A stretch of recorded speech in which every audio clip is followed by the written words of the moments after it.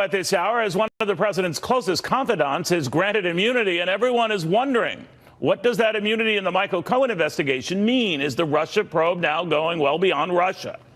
And where does this end? Welcome, everybody. I'm Neil Cavuto. And in the president's battle with Jeff Sessions, add all that in, and it's been a wild week. Stocks survive. The White House survives. The critics go on and thrive. And if you call my interview with Congressman Dana Rohrabacher on that Rohrabacher, I should say, on that same subject on FBN earlier today, it was a wild ride. The president does have the power to fire a cabinet member he doesn't like, rather than drag him to the press. So just don't think of this as fake news. Neil, no, Congressman, just don't think of it as fake news. You don't like the guy. You hate the guy. You think he's a loser or a twerp. He's not getting it done. President apparently calls him Mr. Magoo. Then fire his ass. And it got more interesting. We'll have more in the exchange in just a second. First to Kevin Corke of the White House on what got us here, particularly with this back and forth with Jeff Sessions and his boss, the president. Hey, buddy. I can vouch. It was quite interesting. Looking forward to seeing how you break it down further. We're talking about Allen Weisselberg here today at the White House. And for the folks at home who are unfamiliar with that name, he's actually someone who has been in the Trump orbit for quite some time, handling the family's finances. And he is apparently involved, Neil, in the back and forth over payments to his former attorney, Michael Cohen. We're talking about $420,000 that was allegedly paid to some adult film performers going back to the 2016 election campaign. So he is in the news today, and the reason he's in the news, Neil, is because federal prosecutors in New York have granted him immunity. That's a big storyline that we are following here at the White House here today. Now, for your folks at home, again, who are unfamiliar, Weisselberg is a person who apparently dealt with Mr. Cohen. He helped him be reimbursed for that so-called hush money paid to the adult film stars. Now, investigators, Neil, are looking for more details about the payments. Weisselberg has been granted immunity, as I mentioned, by the investigators up in New York. He's also identified in court filings as Executive One. He also, by the way, testified before a grand jury last month. So while we're just finding out about this today, Neil, this is actually almost a month old news, but sometimes it just sort of comes out in dribs and drabs. Now, in addition to being the longtime chief financial officer for the Trump Organization, he's also one of two trustees of the Trump Trust that controls the president's assets. And that means, at least presumably, he'd have an idea of what money went where. This is also interesting, Neil, because this Michael Cohen part of the story is really interesting. Remember, even though it's only now coming to light, this all dovetails back to Michael Cohen. And people wondering, well, what happened with the whole thing with Weisselberg and also the CFO of the National Enquirer, David Pecker? You remember yesterday we talked about the fact that he, too, has been granted immunity.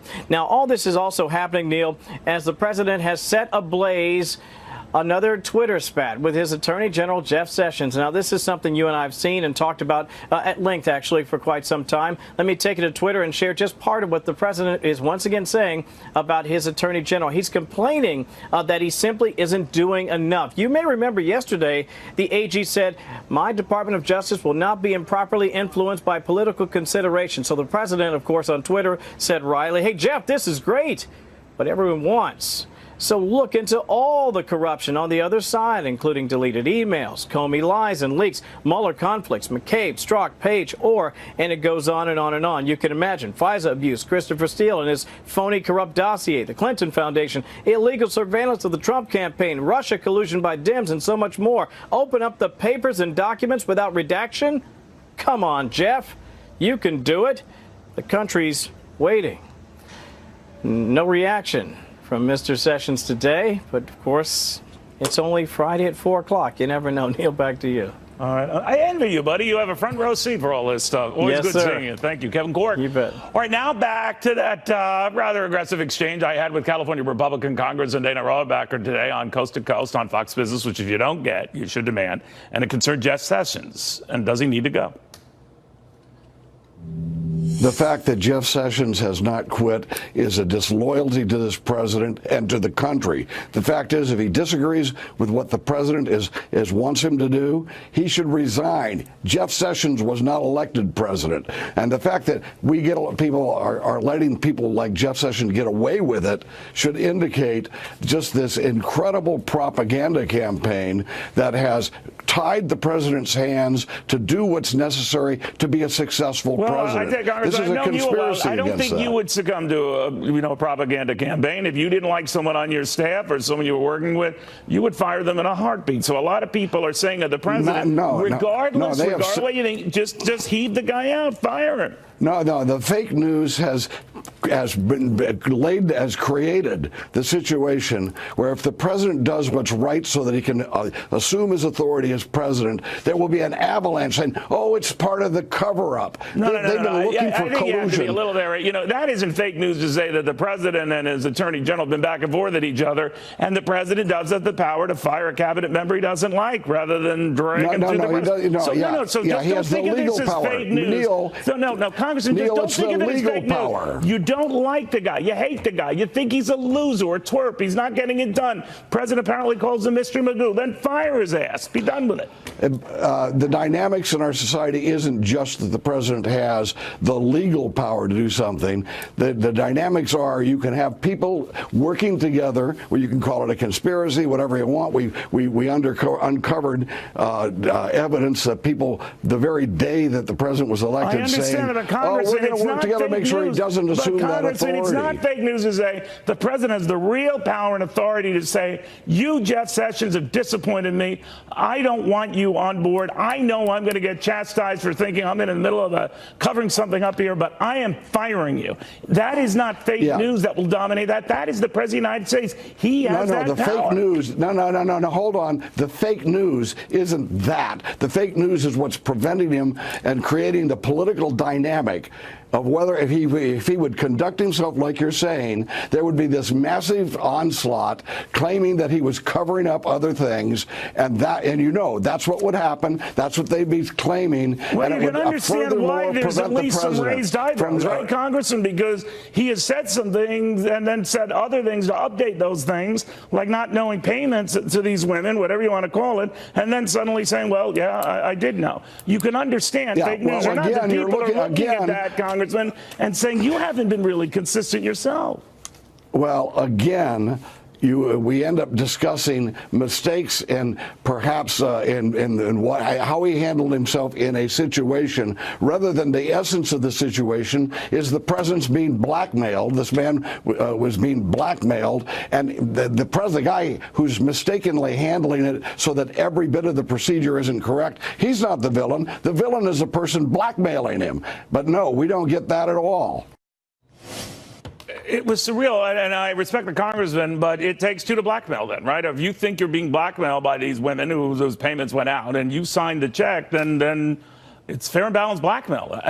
It's just beyond the pale. Anyway, how is all of this going to be playing out?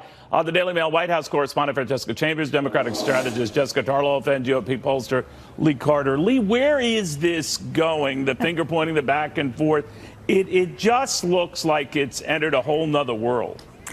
It has entered a whole nother world. I mean, I think since the president went down that escalator June 15th or June 16, 2015, we've been in another world. And I think we were entering an even deeper world where things that anybody else would be crucified for, this president doesn't. He somehow gets away with it, but it's getting weirder and weirder and weirder. And people, his supporters certainly, are digging in and supporting him even more. The more hysterical the left gets, the more hysterical the media gets, the more people get mad and angry at this president, the more people say, you know what, he's right to do what he's doing. Everybody else is out to get him. It's been harder for him than anybody else. It's almost impossible to predict what's going to happen because this isn't the way things usually go. When there's this kind of a scandal, people will usually say, this isn't right. But that's not the way things are playing out right now. Well, it is confusing. And Francesca, the one thing that I don't understand, I'm not a lawyer. A lot of people tell me you can't, it's easier said than done to fire Jeff Sessions, that you wait for him to quit because then you can get a temporary replacement. Who cares about all of that? If you really feel that strongly that you've got a loser on board, then get rid of him rather than drag this out. I think you're the president of the United States. Well, Neil, but this gets into politics, not legality No, I understand. necessarily. I mean, and of course, there is a legal argument to be made as well that if he were to get rid of Jeff Sessions, then perhaps Robert Mueller and his team would dig their heels in deeper on allegations of obstruction of justice towards the president. However, going to the politics, it is true that as things currently stand, that in the Senate, there wouldn't necessarily be enough support to confirm someone else to be in Jeff Sessions' position as the Attorney General. Already, the Senate Judiciary Committee is very busy trying to get through President Trump's nominee to be on the Supreme Court bench, and they're trying to get that done before October when the new session starts. Then you have the November elections as well. So just as far as timing goes, it's just not something that the Senate Judiciary Chairman has said that they have time for currently, although he signaled this week that after the elections, again, when that Supreme Court nominee could potentially have went through already, that this is something they'd have more time to look at. You know, Jessica, I can certainly understand the president feeling that he doesn't get a fair shake in the media. A lot of times he really doesn't. I can see where he's coming from on that. But you give ammunition with this kind of stuff, do you not? I mean, and to play the victim here, I don't know. It gets old, and it risks the president's currency of choice here, which is the strong economy in these markets. Right, exactly. If you look at the results just out of the Fox News poll that was released this week, the one area that the president isn't underwater in is in management of the economy. He's not doing well in managing health care, immigration, border security, national security. But the economy is what's going right in people's minds, though Obamacare is more favorable than the tax cuts, which is something odd we can discuss in another panel. He should be just focusing on that, running a campaign going into the midterms where he's saying, I promised you tax cuts, I got those, and there will be more to come on the individual level. Americans need to hear that. He can't get out of his own way because of his ego today, but also because of mistakes and lies that he told in the past here. You were completely right to push Congressman Rohrabacher on the indiscretions, not themselves like what he did, but inconsistencies, in his story, what he told Ainsley just a couple days ago versus what we heard on a tape. And the part of the problem is, A, that he was dealing in a world of slimy guys, and B, the problem is now that it looks like those slimy guys are getting immunity and the walls are closing in around on him, and he's going to be lashing out more and more, which will certainly not allow more focus on a growing economy as you head towards November. All right, we'll see. Ladies, thank you all very much. You were looking at footage a little while ago. The president is in Ohio right now with the First Lady.